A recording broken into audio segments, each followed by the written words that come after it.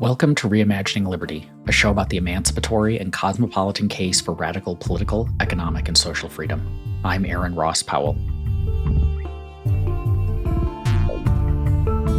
Years ago, a then colleague and I pitched the idea of a book called The Reasonableness of Radicalism. It would have set out the case for an unapologetically radical political liberty and defended it against calls for moderation.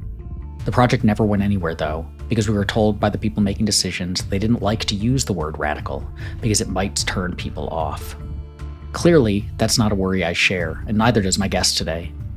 Jason Lee Byas is a PhD candidate in philosophy at the University of Michigan and a fellow at the Center for a Stateless Society. He's also the author of the best essay I've read in a long time, Radical Liberalism, the Soul of Libertarianism, which I've linked to in the show notes and strongly encourage you to read.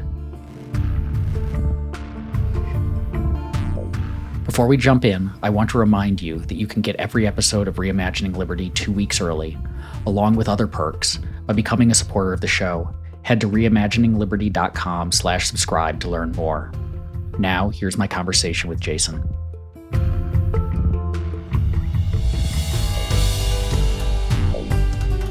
What does it mean to be a political radical? I don't think radicalism just means having more extreme opinions or having kind of less usual opinions, but it's something more about kind of taking an idea to its roots and applying it consistently and seeing it as something that has like the problems that you're thinking of or the kind of main things that you're concerned about having wide-reaching, pervasive implications. So, for example, when people talk about radical feminism, they don't just mean particularly extreme forms. They mean the idea that patriarchy is something that deeply structures our world, that crops up in every part of social relations. Similarly, the reason that Marxism is a radical approach is because it holds that the anarchy of production in the market is something that infects every part of existing society, and that to overturn it, that you need to overturn the market itself. So that's the example in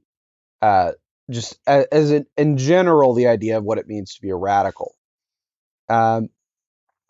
So in the case of radical liberalism, which I think we'll be talking about here, the idea is that the things that liberals are concerned with are things that are deeply the things that liberals are concerned with are things that have much wider reaching implications than people tend to realize who might think of themselves as liberals. Does radicalism entail action, I suppose? Like, if you are to call someone a political radical, does that mean that they want to move things very quickly or affect immediate change or even affect change at all? Or can you be, I suppose, radical in the sense of my underlying ideological, moral, philosophical beliefs, if taken to their, logical conclusions or taken seriously, would mean changing a lot of things or critiquing a lot of things much more deeply than we often do. But for other reasons, I'm not ready to smash the state, or I think that those things point to maybe like a North Star, but I want to be conservatively cautious in my approach to getting there. Or even, I don't know if we can ever or should ever get there, but it's at least like the direction we should be inching towards. Yeah, so that's a complicated question. And I'm kind of tempted to say varieties of yes and no. So, for example, obviously it depends on the kind of thing that someone is radical about. That if you adopt a certain kind of radical skepticism, for example, that will historically, in the case of like the Pyrrhonian skeptics who deny that you could have any kind of knowledge, that will lead you to be extremely conservative in what you think about the actual world. But in more political contexts, generally, it does have some connection to action because you're going to probably apply the same ideas that you hold about politics generally to the process of political change itself. That if you have radical libertarian views, for example, that your skepticism of state power are also going to give you reasons to be skeptical of reforming the state from within the state, for example. At the same time, radical is a different concept from revolutionary. I myself would consider myself kind of radical, but would be very averse to more revolutionary ideas. And there I have in mind revolutionary as something that is trying to kind of just replace one system, one existing system with a new, different system, kind of all at once. Uh, there's a lot of reasons that can go south very quickly, obviously. Um, that if you, especially if you're a radical about libertarian and liberal ideas, then uh, you're going to be very skeptical of the extent to which you can kind of ex ante, like in advance, know exactly what the kind of ideal institutions that you would want are actually going to look like.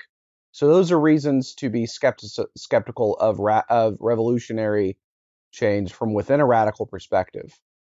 But at the same time, I do think that it does that a radical approach does give reasons to be to think more carefully about whether or not the standardly accepted channels of political change are actually very effective, given the analysis you might otherwise have about political institutions.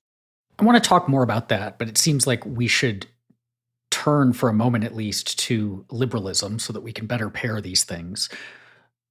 So, what do you mean by a liberal? Because liberalism is this often slippery term where people who mean quite different things use it, and often say people who I would think of as liberal will use the term as pejorative, or people who claim the term liberal I think of as not really taking liberal conclusions or liberal principles to their to their ultimate conclusions, and so it's hard to pin down what it means in a political context.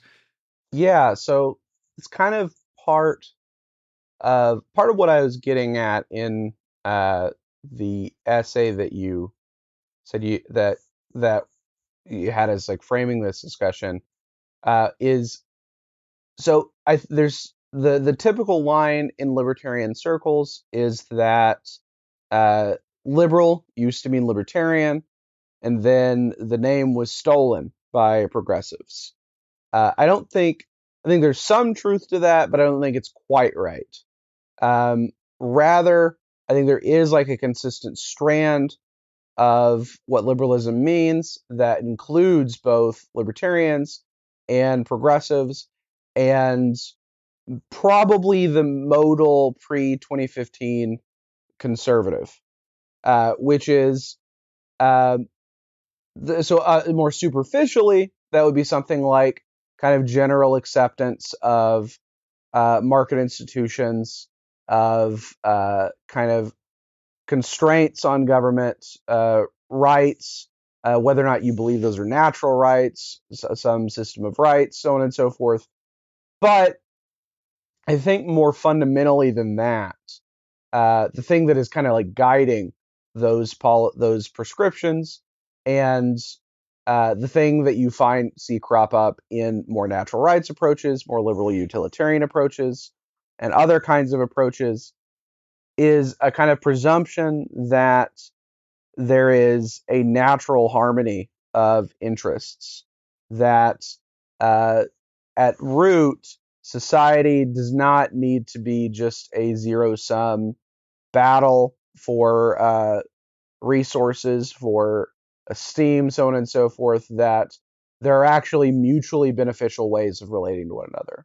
One thing I probably was not as clear as I would have, looking back at it now, would have liked to have been in that essay, is that while this is a natural harmony of interest in a certain sense, it's also harmony of interest that can only be realized in a particular kind of institutional way.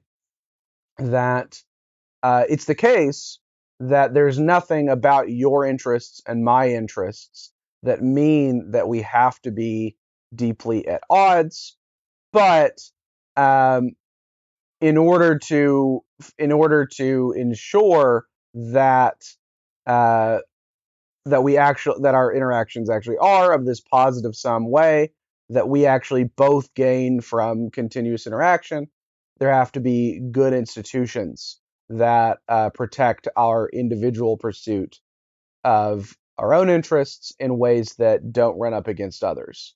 So it is, again, a natural harmony of interest in the sense that it's that there's nothing that it's that there is that when we are acting rightly, so on and so forth, that we both gain, but it is a kind that requires a particular kind of institutional uh, backdrop, which leads to the particular kind of institutions that liberals are going to favor.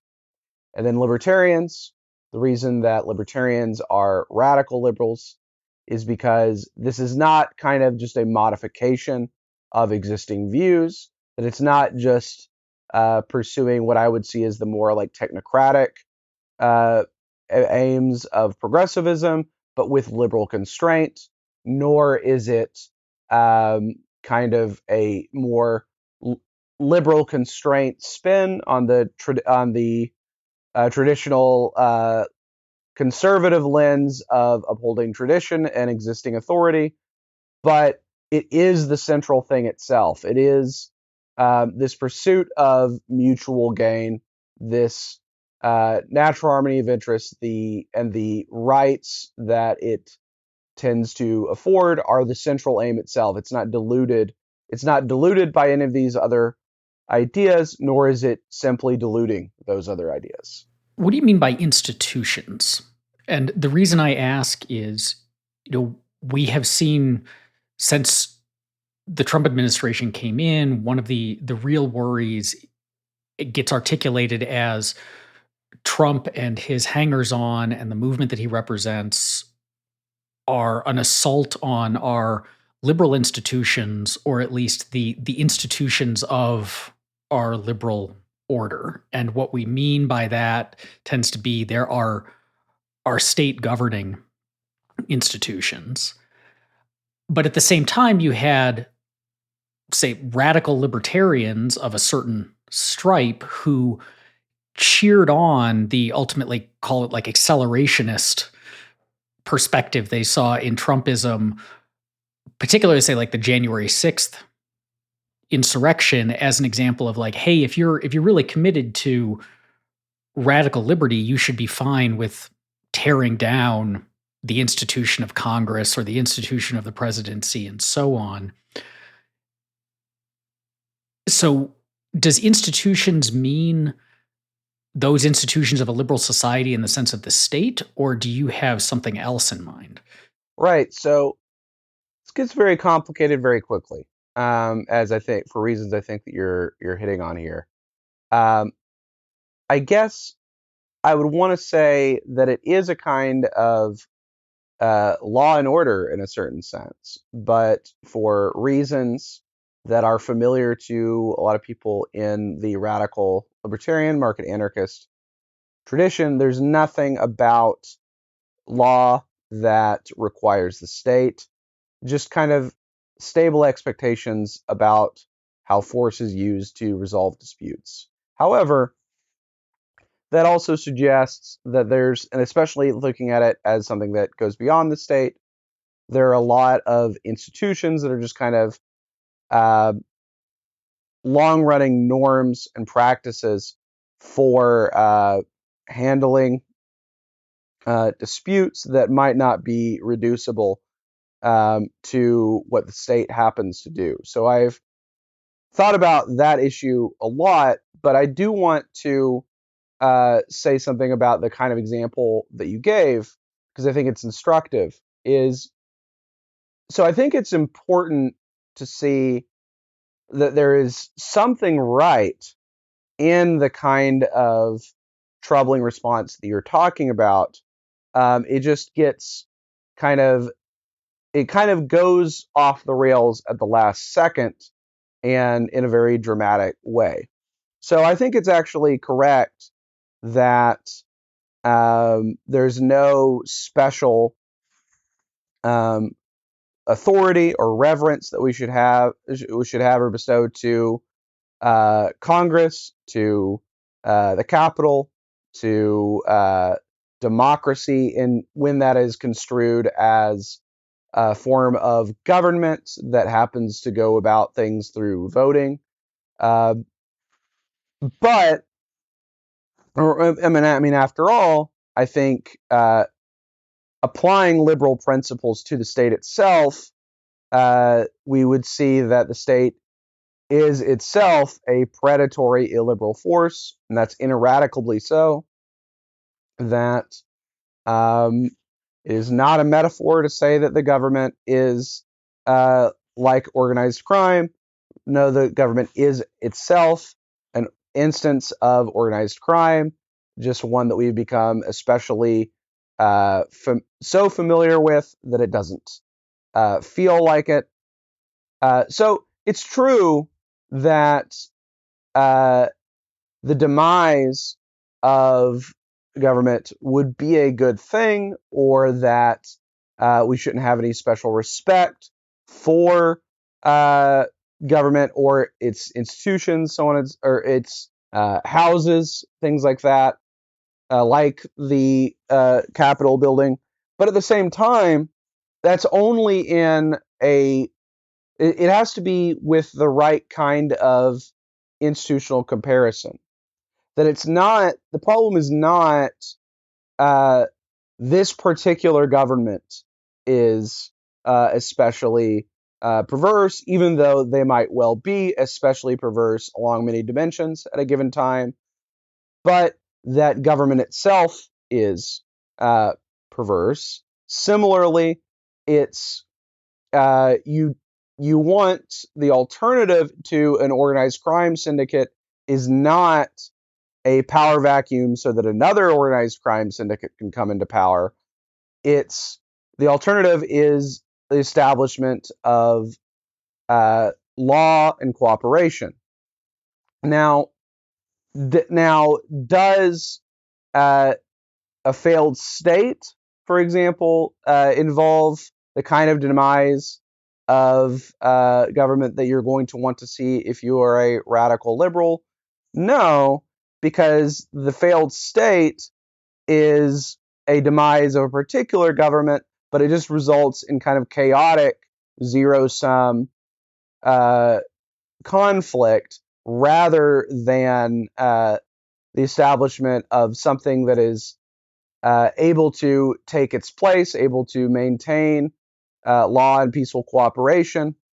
Uh, and similarly, in the case of the January 6th stuff, the alternative is not, oh, now we're not going to have a government anymore, and it's going to be this form of peaceful cooperation, nor uh, nor is it even the failed state case, because here it's replacing one government for another that is actually significantly more illiberal. The idea here being to try and force a reimposition of a electorally failed president, and this would chip away at some of the liberal norms that do exist in democracy that while there's some degree to which this is, some non-negligible degree, which this really is an illusion, that it's not really a form of self-governance, it's nonetheless the case that you get a lot less uh, real, like, violent conflict, and you get less likelihood of just brute assertions of power with democracy, and that the alternative of just dictatorship that is not even trying uh, to justify itself in liberal terms is something that's going to be a lot worse from a liberal perspective. And what matters is not that the state, as represented by the Capitol building, doesn't have legitimate authority. What matters is, well, that does matter, uh, but what matters in this case is that it's asserting a different authority is the aim behind the January 6th insurrection that you were talking about. This brings up, I think, an interesting tension within liberalism, and one that when I have had conversations with friends who, I apply the liberal label to myself. I have good friends who apply the liberal label to themselves, but we disagree quite a lot on the nuts and bolts of policy and what we should aim at in when it comes to the state and its institutions. And I think a lot of that disagreement comes down to a version of what you just articulated. And namely, it's that we share a set of common ends that I think are the liberal ends that you articulated. So this belief in non-zero sum, in a shared compatibility of interests, and ultimately in the role of government or non-government ought to be to maximize the freedom and autonomy that we have in our lives. Uh, However, I think that where the ultimate disagreement comes in is that for a lot of liberals, and particularly we'll call them like more progressive or socially democratic liberals, their argument is a combination of kind of a practical and a almost psychological. Like it sounds like the world that you are describing, the one where these other institutions, where we can tear down the institutions of the state, but not end up in a reactionary right hellscape, which is what the January 6th rioters wanted to put us into. Uh, that depends upon a not just liberal institutions, but a kind of shared liberal values that we as individuals, as citizens, as people have to have a commitment to the world that you've described, and that without that commitment, we will end up in something far worse than what we have right now. And I think that then gets coupled with like, okay, yes, when you look around at liberal democracies, there are lots of problems. We can point to my kind of sanguine about the government liberal friends nonetheless are very in favor of criminal justice reform because they see the criminal justice system in the US as cruel and fundamentally unjust and so on. But from a realistic standpoint, the Western liberal democracies seem to be the freest, wealthiest, most socially tolerant and accepting states, nations, governments that the world has ever known. That instances where there's failed states or non-states, the reactionary cultural elements seem to rise up, or it is not the kind of liberal utopia that you're describing. And and to some extent, it's naive to think that we could have that without some role for coercive violence in stopping the people who don't share the liberal values from asserting themselves either on an interpersonal level or in large enough groups at a societal level. Is that concern warranted? And if so, does it speak to a real tension in terms of kinds of liberalism? Yeah, so just quickly, which concern in particular do you have in mind? The one about the role of institutions and their place in effectively allowing a society where not everyone shares these liberal values to function not perfectly, but certainly well enough and better than the alternatives. Right. Yeah, so I do think that the concern is warranted. Um, I don't think, for example, that you can have a liberal order with no institutions that engage in violence of any kind or that um, don't respond to violence, some with some kind of violence and rectification of disputes, things like that. But of course, the dispute then would be less about that than whether or not that institution itself has to be a course of monopoly. Um, and whether or not, in the case of the progressive, whether or not that the violence that is used has to be limited to kind of just disrupting and rectifying prior instances of violences, prior instances and ongoing instances of violence, or if it should also be something that is kind of trying to tilt the arc of social, of the direction of society in a more uh, humane way. So there's also so there, but at the same time, another thing you might be voicing there is just skepticism that the anarchist solution that a particularly radical libertarian form of liberalism is going to favor is something that could actually work, that it wouldn't just break down into something more like a failed state with zero sum conflict. And that also is a legitimate concern. And it's part of the reason that I think the project, the political project that a libertarian radical should be devoted to, is not just a negative one of, well, here are all the unjust institutions of the state. Those are the ones that we should tear down. But it should also be a positive one of, well, what are the kinds of things that we want to see instead? And to the extent possible, trying to build those in the here and now. That's a lot easier said than done, obviously. But I think the way to begin kind of answering that worry is to try and find ways of, um,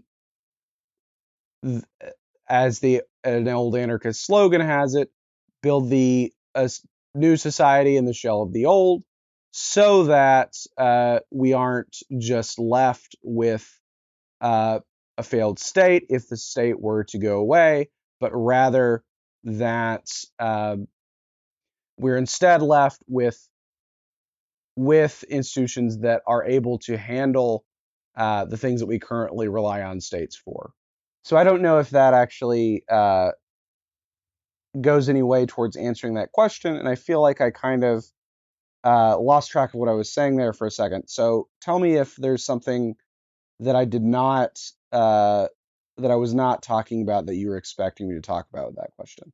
No, I think that was a helpful answer, but it does make me think of one way to potentially reframe part of the concern that liberals of the more the liberalism as a system of state institutions versus liberalism in this more radical form. The distinction there is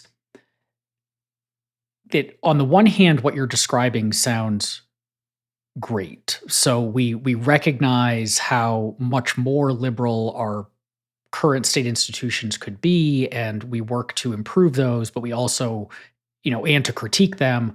But on the positive side of things, we work to be building alternative institutions that either can serve as immediate alternatives or are there when the current institutions stop functioning, or at least start functioning poorly enough that people are ready to switch over. However, that critique involves, to a great extent, an argument about legitimacy of the current state institutions. And I have made this, argument. I When I was at the Cato Institute, every intern semester I would give them a talk about how arguments why you have a duty to obey the law don't hold up to scrutiny, and that state authority is, at least from a philosophical perspective, illegitimate.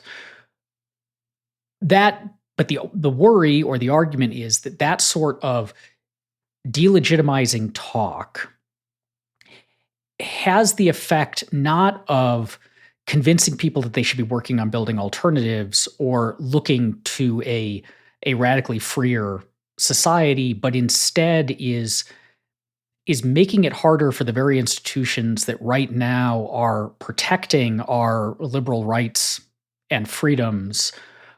It weakens them in the face of particularly illiberal assaults on them. And so we're kind of it's like we as radical liberals would be talking a good game, but we're almost like useful idiots for illiberalism by delegitimizing the institutions that are actually protecting us right now. Right, right. Yeah, so I think that is a live concern and it is a temptation.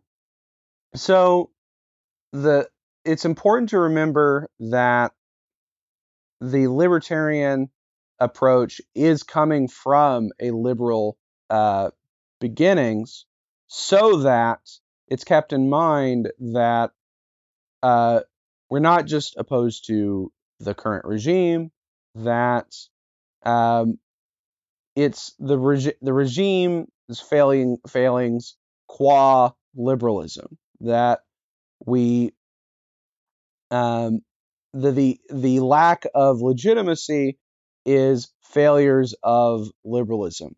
That it's not um, something that it's something that we should not take for granted. The ways in which reasonable, like reasonably expected possible alternatives might actually be significantly worse. So if we are thinking about the state as a kind of organized crime syndicate, it can be helpful to try and think about um, a more literal instance of that. So suppose that you lived in an area that was heavily patrolled, heavily predated by an actual, like, what everyone would agree is an organized crime syndicate. But let's say that things have been pretty stable about with the way that crime syndicate operates, and then let's say that one gang that it has had conflict with, but has not yet kind of entered into this territory, is something like the Aryan Nations, or some significantly worse gang that might be like more overtly violent, might be more racially motivated, so on and so forth. That it's not just that you need to pay protection every once in a while, but that it's something that significantly more amounts of conflict would be emerging. Now, there's a kind of way that you could follow this like um, radical libertarian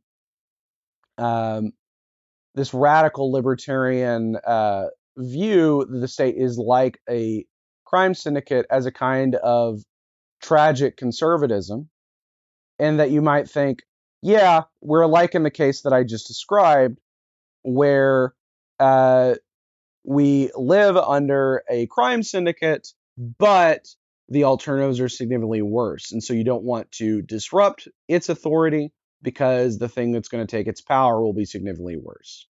But even if that's the case, even if there was no realistic alternative to the state, I think it's important to remember that that would still be a tragic situation. That the results of the kind of situation I described is not therefore the mafia is a good thing, right? Therefore, that the mafia is something that we owe duties of respect to in and of itself.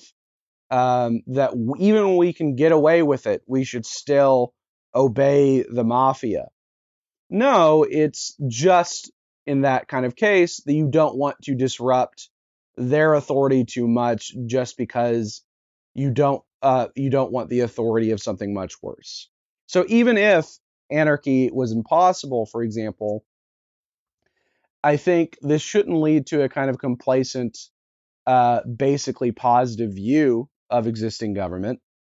It should lead to a kind of tragic acceptance of it in the sense that you don't want to upset it too much, but still you're going to. So what would you actually do in that kind of scenario? You would be very receptive and very interested to try and learn if there were ways of keeping out the Aryan nations after after the mafia lost its grip of power.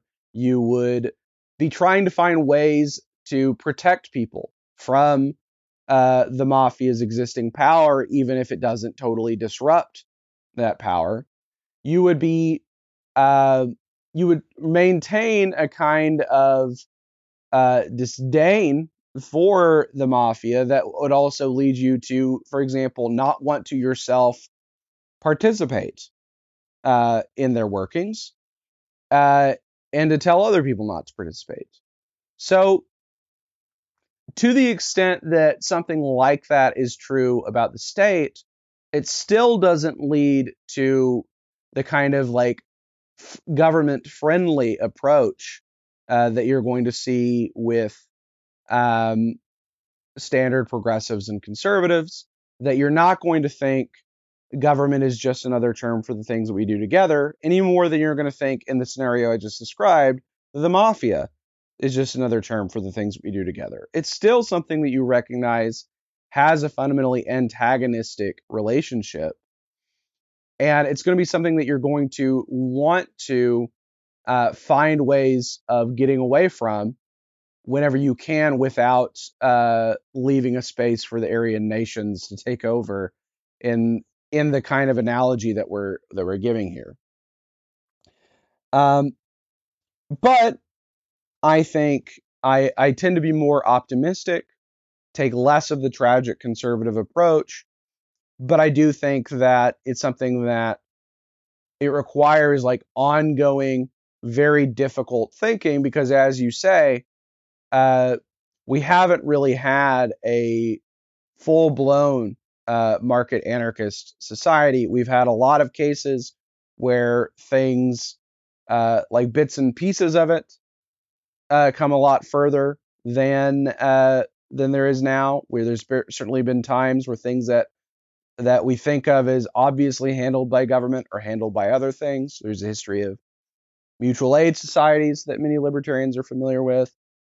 Also, any libertarian who has talked enough about anarchism is familiar with medieval Iceland and the kind of like pre uh, the kind of pre conquest Ireland, pre conquest pre the earliest forms of the English common law, things like that, where there is more decentralized, less monopolized uh, forms of law. Even that's not all the way, but it does suggest that there is at least a conceptual possibility, and hopefully more than that, for law and institutions that protect person and property without relying on the state. And if you have this antagonistic view of the state, you're going to want to find those. And I think that does bring up what I see as a lot of the value of radical liberalism, even for non-radical liberals, is that it is this reminder of where your principles lead and what their like initial foundations were. And there's a line in your essay where you talk about, you say most of today's self-described liberals are decidedly non-radical reformists, and most of them are managerially minded elitists who have made peace with power. And for me, at least, I think the radicalism, even if you are someone who says, I have a strong commitment to liberal state institutions and working to reform those as opposed to tearing them down, and I believe in the legitimacy of them, and so on, is kind of reminding those kinds of liberals that you shouldn't make peace with power, or you should always see power as a problem that we should look to address, or if we can't figure out how to address it, we should not at least kind of decide it's not a problem anymore. Yeah. So again, like just try and think of the analogy of forms of predation that would be more obviously antagonistic, like the mafia case. Are you going to want to try and find more and more ways that we will be dependent on the mafia? Are we going to say that the way that we handle, say that schools are not already in the hands of the mafia? Do we want to, just because the mafia has a lot of resources, and there's some dimensions along which they could effectively provide education, let's even say that that's the case, are you going to want to give the schools over to the mafia and say, well, now they're having to provide us with education? No, you don't want to. You want to minimize the extent to which we depend on power, because, as you said, power is always a problem. You're not going to look for ways to kind of expertly target the use of mafia power. You're going to want to try and find ways of restraining it to the extent possible, trying to find alternatives to the ways we currently rely upon it. So exactly the idea of what you're saying, that we're always thinking of power as a problem. We're not just thinking what is a better way to use power. We are because the use of power itself is always a failure. The power as a problem thing, though, brings us to this question of liberal values, because I think one way that we can talk about the distinction between radical liberalism and what you call the more managerial minded liberals is viewing liberalism as a political project about certain kinds of state institutions versus seeing liberalism as a set of values that have political ramifications but also social and interpersonal ramifications. And those values, I mean, genuinely held liberal values are, I think, necessary for the functioning of a liberal society, whether that is of the managerial type or the radical market anarchist type. Without those, we run into problems. And I wonder how you address the fact that so many people seem to just not share liberal values or liberal virtues. So the power thing, like there are plenty of people who actually do think that the exercise of power is fine and good, provided they're the ones exercising it against the people that they don't like. And I've been reading recently a fair amount about like the psychology of authoritarianism, um, and the number of people who just psychologically are made upset by, angered, fearful of difference and change. And difference and change are just inevitable results of a liberal society. And so the scholar Karen Stenner, who has written extensively about this, has this line that I think about a lot, in one of her essays where she says liberal democracy has now exceeded many people's capacity to tolerate it. And that seems to be a lot of what we have seen over the last several years is just people who are like, the culture has changed too much. The hierarchies and status rankings that I was used to or benefited from have shifted. People are doing things that make me uncomfortable. They're choosing lifestyles that are different than I would. And I may have a commitment, I know like committed libertarians who have developed at least sympathy for Viktor Orban's Hungary because they're like, yeah, it's like I'm in favor of freedom, but man, do they keep having to put gay pride flags up? That's just a little bit too much. Like that seems to be a real issue. And so it seems like we've been talking a lot about institutions, but there's also just so much of this depends on people cultivating and embracing a set of values that don't seem to be as widely shared as ideally they would be. Yeah, so two things. So one, I think, so probably more than two things. But at first, I think you're right that there's an important sense in which this depends on liberal values, in particular, kind of the acceptance of the other, right? That you're not just seeing difference and variation as something to crush or contain. At the same time, I think one way that liberal institutions, um, and to the extent that they are liberal, so I think this would be even more true in a completely free society, but it is even true to some extent with liberal democracy, is that it's much more able to handle uh, kind of like ideological uh, dissent to that order than illiberal ones. That um, there's an extent to which it just matters less for maintaining a liberal democracy, even that there's a lot of illiberal people than it matters for maintaining a particular kind of illiberal order, that there are a lot of uh, people who don't share those values.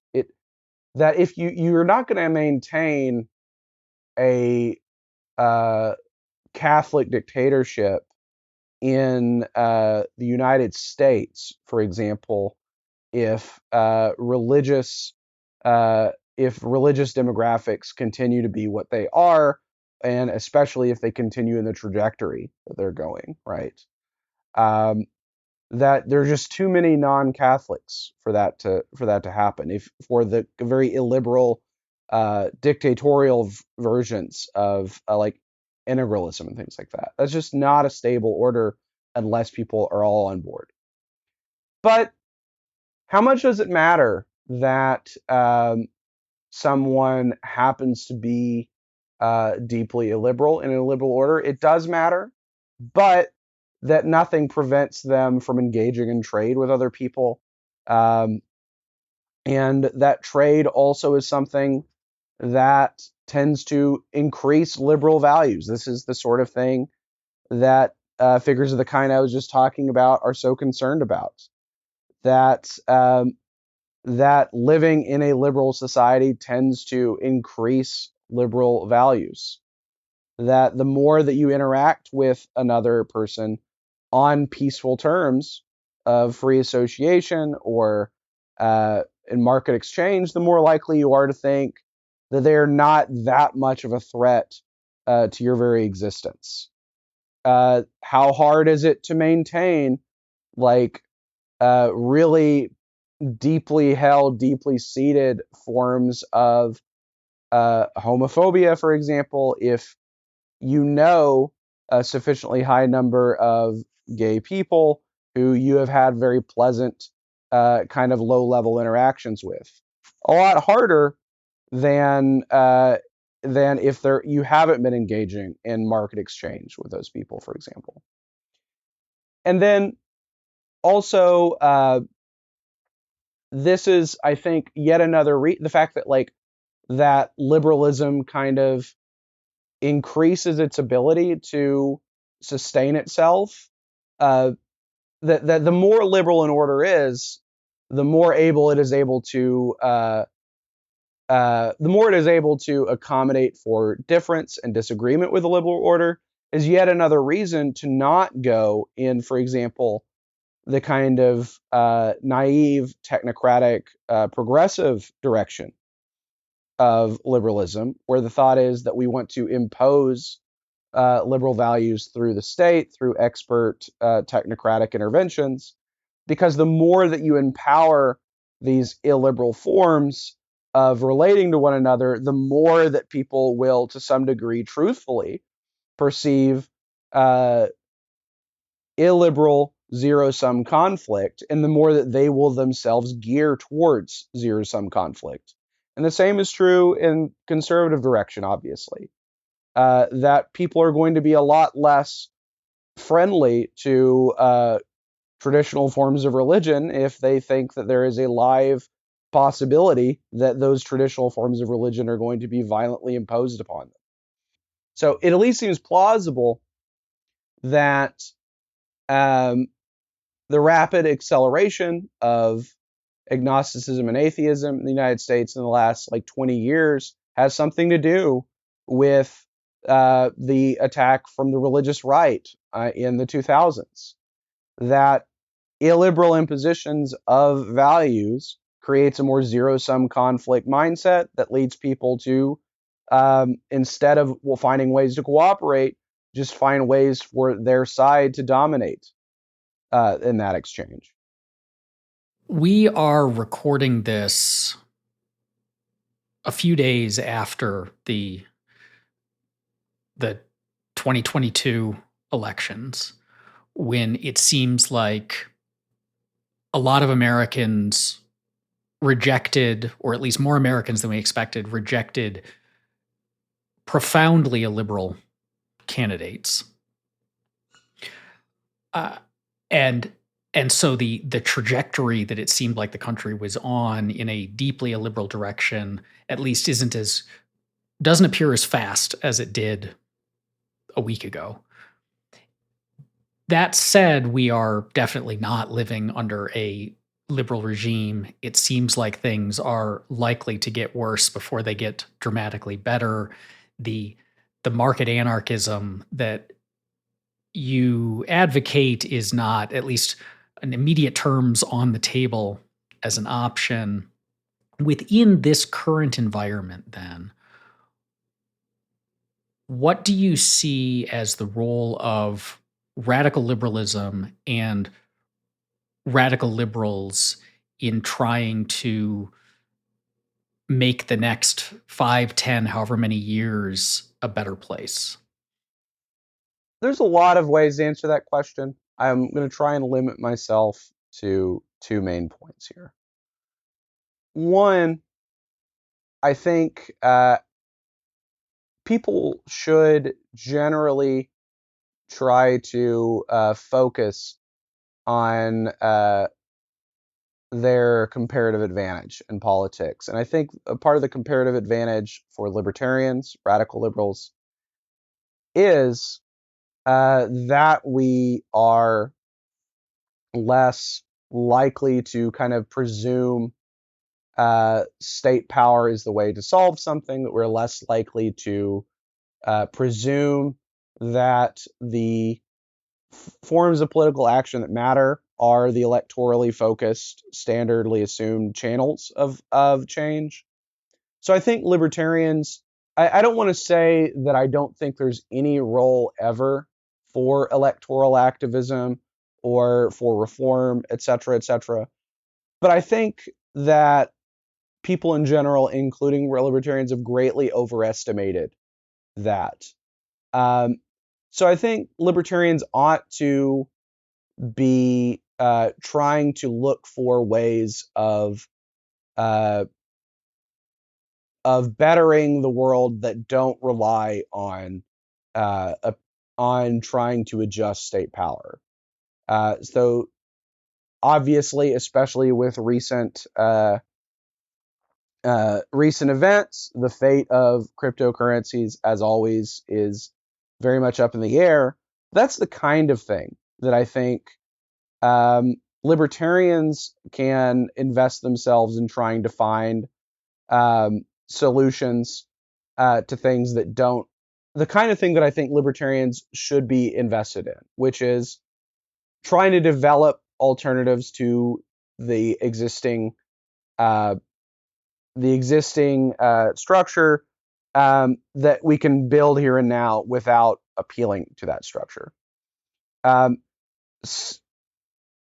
so that kind of like direct action focused politics is something that libertarians can do, and I think it might be especially good for them to aim themselves in that direction, because the more that you're focused on that and the less you're focused on more electorally driven forms of activism, the less you're going to get into this kind of like hyper partisan polarization, that you're going to be less likely to find yourself kind of drifting into just wanting to crush one or another main side of political conflict, and more that you're going to be kind of like focused on your actual values. Whereas if you're focused on the electoral activism, um, that is itself, by definition, a zero-sum conflict that you're investing yourselves in, and you can kind of lose sight of the ideas in favor of this kind of more tribal conflict. And that gets to the second point, which is, I think, when libertarians are kind of engaging, when radical liberals, libertarians are engaging in this kind of like broader political conversation, it should often be towards kind of like steering things back towards questions of ideas and principles. Because I think something that is lost sight of in a lot of conversations about polarization and partisanship is how little that it really is about ideas, even at all. That polarization is not just, for example, one side getting really extreme in one direction and the other side gets really extreme in the other direction. Along some dimensions, they might even start to look more similar to each other in terms of policies.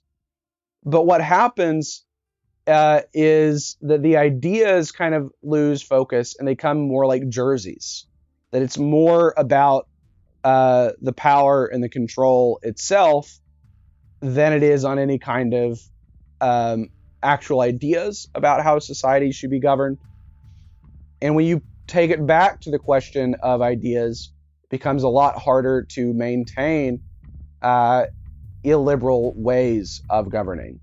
So the second thing is that when radical liberals, libertarians who realize that they are radical liberals, engage in the broader political conversation, it should be trying to retool the conversation back towards one about ideas and less just the conflict itself.